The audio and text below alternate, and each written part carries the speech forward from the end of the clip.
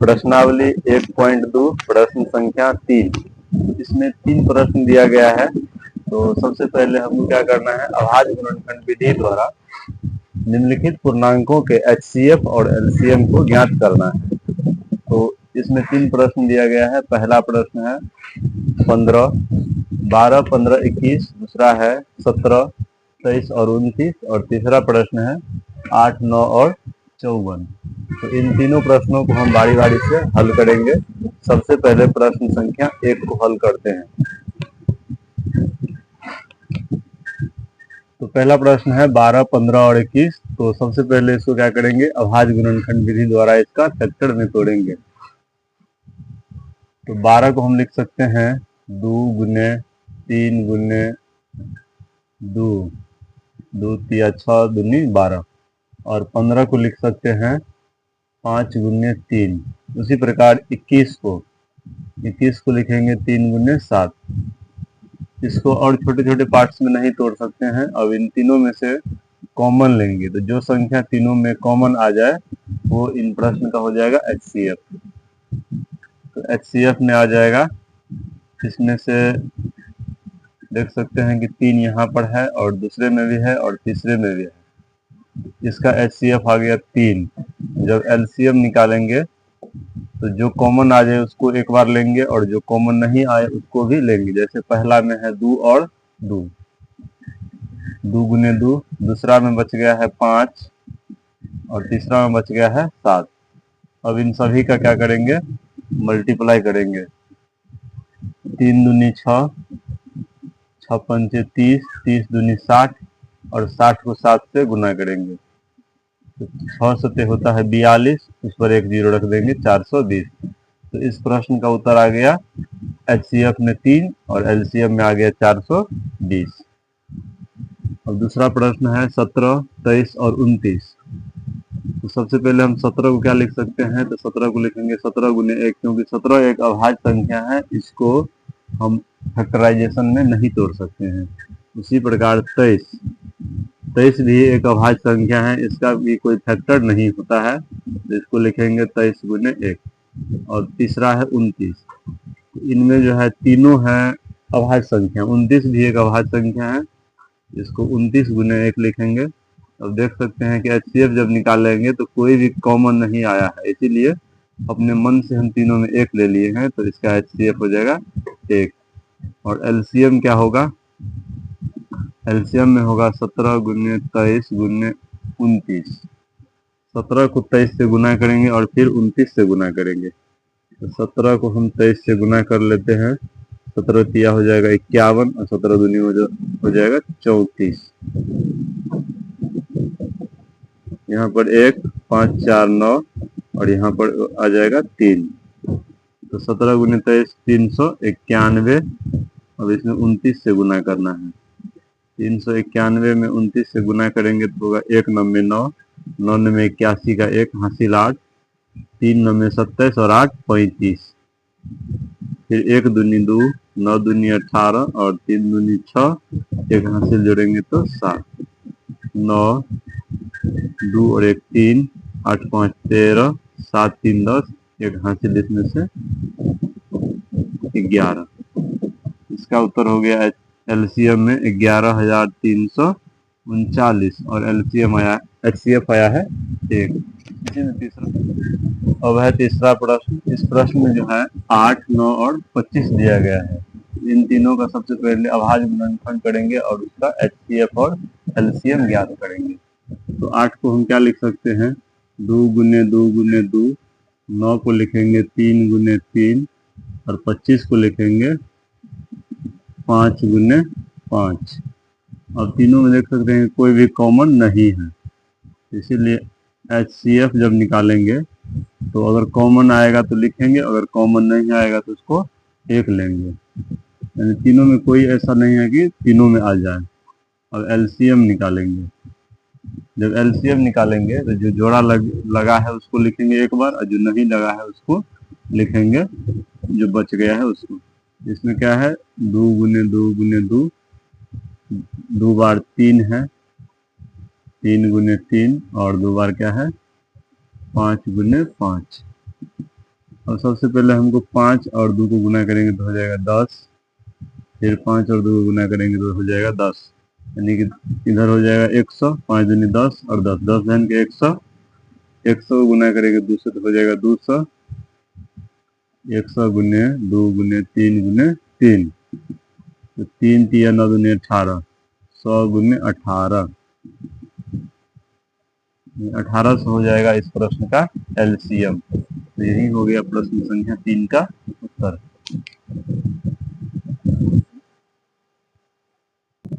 अब हम प्रश्न संख्या 4 को हल करेंगे। तो चौथा प्रश्न है HCF 306 और 657 बराबर 9, यानी इन दोनों का HCF दिया गया है 9।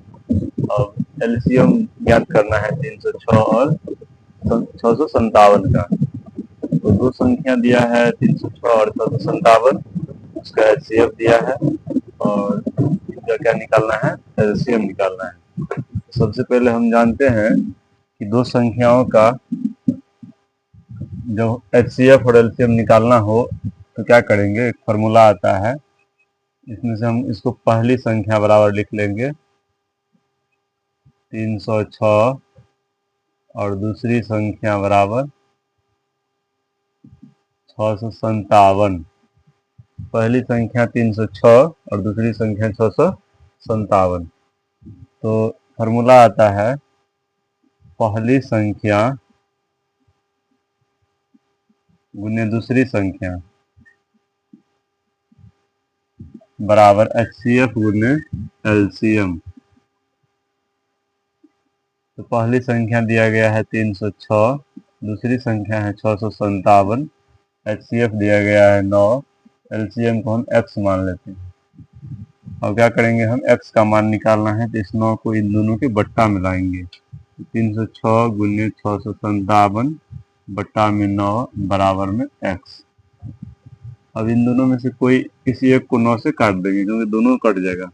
9 से कटने का नियम है कि संख्या के अंकों का योग 9 से कट जाना चाहिए। जैसे 6 और 3 9 होता है, ये कट जाएगा। इधर भी 7 5 12 और 6 18, यानी कि 18 भी 9 से कट जाता है, तो दोनों कट जाएगा। इसको हम काट लेते हैं। 9 7 63, यानी 65 में से 63 चला गया तो कितना बचा, 2, 2 पर 7 27, फिर 9 का अंक को 3 बार पढ़ेंगे तो 9 तिया 27, इन दोनों कट गया। अब क्या करेंगे, तो 306 को हम 73 से मल्टीप्लाई करेंगे। 306 को 73 से मल्टीप्लाई करेंगे तो x का मान आ जाएगा। x बराबर क्या होगा, इन दोनों को हम साइड में यहाँ पर गुना कर लेते हैं। 306 गुने 73, 6 तिया 18, 0 को 3 से करेंगे तो 0 और एक हासिल यहाँ पर लिख देते हैं। 3 तिया 9, फिर 6 7 42, तो 2 हासिल 4, 0 को 7 से करेंगे तो 0 हासिल लिख देते हैं यहाँ पर 4, 3 7 21, 8, 2 और 1 3, 9 और 4 13, 13 का 3 हासिल 1, 1 और 1 2 और ये वाला 2। इस प्रश्न का उत्तर कितना आ गया, 22,338। तो एलसीएम बराबर 22,338। यही हो गया इस प्रश्न का उत्तर। अब हम प्रश्न संख्या 5 को हल करेंगे। तो 5वां प्रश्न है, जांच कीजिए क्या किसी प्राकृतिक संख्या n के लिए संख्या 6 का पावर n अंक 0 पर समाप्त हो सकती है क्या। इस प्रश्न को हम हल करेंगे। ये है एक सिद्ध करने वाला प्रश्न। तो सबसे पहले हम n जो है एक प्राकृतिक संख्या है, यानी 6 के पावर में हम अगर कोई भी प्राकृतिक संख्या रखेंगे तो हमको ये चेक करना है कि कभी भी ये 0 पर खत्म हो सकते हैं या नहीं। चलिए आइए देखते हैं कैसे होता है। n एक प्राकृतिक संख्या है, n एक प्राकृतिक संख्या है। n बराबर क्या हो जाएगा, 1 2 3 4 डैश डैश। सबसे पहले हम n बराबर 1 रखने पर, n का मान जब 1 रखेंगे तो क्या होगा, 6 का पावर 1 बराबर 6। फिर n बराबर हम रखेंगे 2,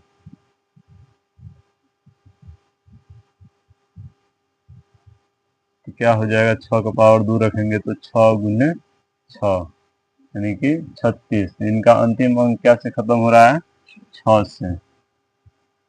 इकाई अंक बराबर 6।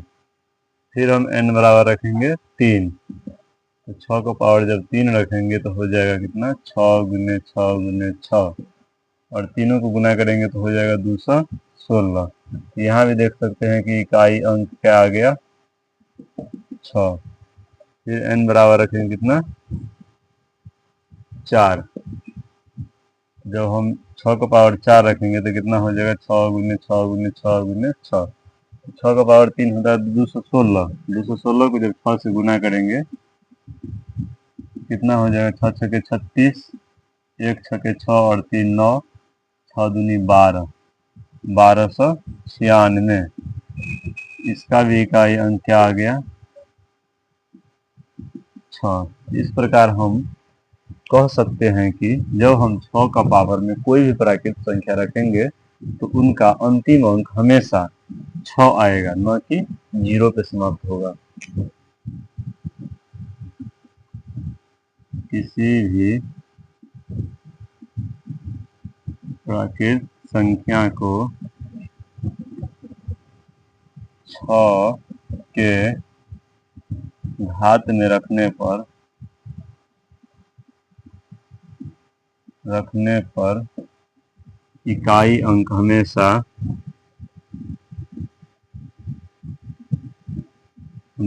6 ही आएगा, न कि 0। यही हो गया इस प्रश्न संख्या 5 का उत्तर।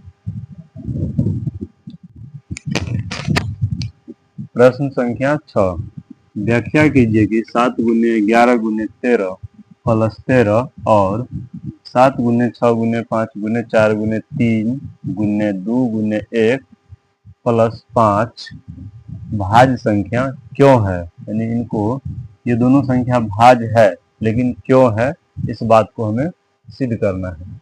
सबसे पहले देख सकते हैं कि पहला भाग में जो है 7 गुने 11 गुने 13 है, प्लस में है 13, और दूसरा भाग में है 7 गुने 6 गुने 5 गुने 4 गुने 3 गुने 2 गुने 1, और प्लस में है 5। यहाँ पर हम देख सकते हैं कि ये तीनों संख्या जब हम गुना करेंगे तो कितना हो जाएगा, 11 सत्ते 77 गुने 13 और प्लस में 13। यहाँ से हम 13 कॉमन ले लेंगे तो कितना बचेगा, यहाँ पर 77 प्लस में 1। इसमें से 13 बाहर निकल गया है तो 77 बचा है, और यहाँ से 13 जो है कॉमन निकल गया है तो 1 बचा है। 13 गुने 78, और यहाँ पर देख सकते हैं कि इसमें भी एक 5 है और यहाँ भी 5 है, तो 5 को हम कॉमन ले लेते हैं तो कितना बच जाएगा, तो 7 गुने 6 गुने 4 गुने 3 गुने 2 गुने 1, तो 2 तिया 6, 6 चौक 24, और 24 को इधर 42 से गुना करेंगे, तो 24 को जब हम 42 से गुना करेंगे तो कितना होगा, 4 दूनी 8 और 2 दूनी 4, फिर 4 चौक 16, 4 दूनी 8 1 9, 8 10 9 1 10, 1008। 1008 इधर हो गया। इस 6 को छोड़कर इस 5 को छोड़ दिए, बाकी इन दोनों को गुना किए तो कितना हो गया, 7 छके 42, और 42 को इधर 4 तिया 12 दूनी 24 से गुना कर दिए तो दोनों को गुना करने पे 1008 आ गया। और इधर से जब हम 5 कॉमन लेंगे तो कितना बचेगा, 1। तो इसको हम क्या लिखेंगे, 5 गुने 1009। तो भाज्य संख्या वे संख्या होता है जिसको हम 3 भागों में तोड़ सकते हैं, यानी उसका गुणनखंड जो है 3 भागों में कर सकते हैं। तो इसको तो हम 13 गुने 78, अब 78 का जो है मल्टीप्लाई ये 2 से भी कट जाएगा, और उसके बाद 3 से भी कट रहा है। इसका हम फैक्टराइजेशन जब करेंगे तो क्या लिखेंगे, 13 गुने 2 गुने 39। देख सकते हैं इसको हम 3 भाग में तोड़ दिए हैं। तो ये किसी भी संख्या को जब हम 3 भागों में तोड़ सकते हैं उसका फैक्टर, तो वो संख्या क्या हो जाता है? भाज्य संख्या। इसका तो सिद्ध हो गया। अब इसको हम तोड़ते हैं। 5 गुने, इसमें हम देख सकते हैं कि 1009 है। 1009 जो है किन किन संख्या से कट सकता है? तो 2 से तो कटेगा नहीं, उसके बाद जो है 3 से भी नहीं कटेगा।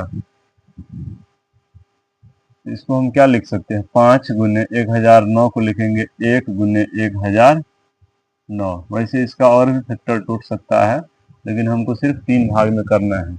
कोई भी संख्या जो 1 और स्वयं के अलावा किसी अन्य संख्या से कटे, ये 1 से भी कट रहा है, 5 से भी कट रहा है और 1009 से भी कट रहा है, तो ये संख्या क्या हो गया है? भाज्य संख्या। ये दोनों क्या हो गया? भाज्य संख्या प्रूव। यही हो गया इस प्रश्न का उत्तर, जो एक सिद्ध करने वाला प्रश्न था। प्रश्न संख्या 7। तो इस प्रश्नावली का सबसे अंतिम प्रश्न है। तो देख सकते हैं कि प्रश्न बहुत बड़ा है, इसको पढ़ने में समय लगेगा और इसका सॉल्यूशन उतना ही छोटा है।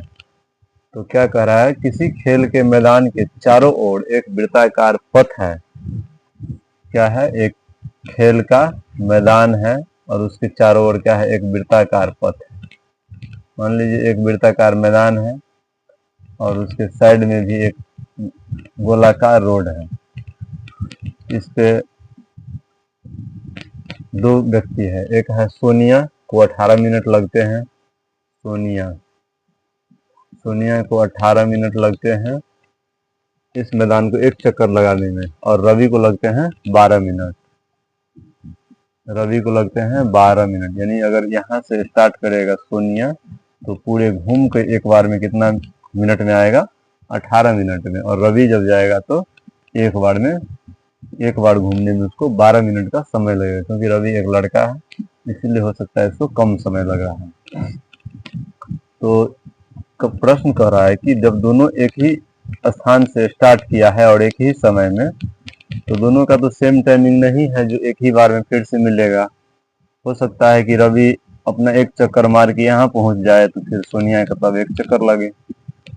लेकिन इस प्रश्न में कह रहा है कि दोनों जहां से स्टार्ट किया था उसी पॉइंट पर फिर कब आके मिलेगा।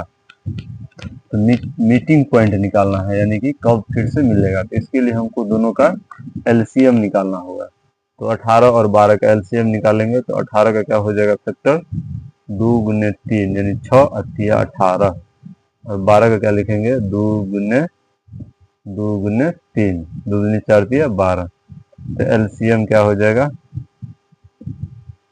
2 कॉमन आ गया है, उसके बाद 3 कॉमन आ गया है, और एक 3 ऊपर में और एक 2 नीचा में, यानी 3 गुने 2। तो 2 तिया 6 तिया 18 दूनी 36। तो 36 मिनट में जो है 36 मिनट तक जब ये दोनों दौड़ते रहेगा तो एक जगह पर मिल जाएगा, क्योंकि सोनिया जो है अपना 36 मिनट में 3 चक्कर पूरा करेगा, 3 चक्कर। और रवि जिसका एक चक्कर लगाने में 12 मिनट लगता है, तो रवि अपना चौथा चक्कर यानी 4 चक्कर पूरा कर लेगा और यहाँ से फिर से स्टार्ट करने के लिए दोनों एक पॉइंट पे आके मिल जाएगा। यही हो गया इस प्रश्न का।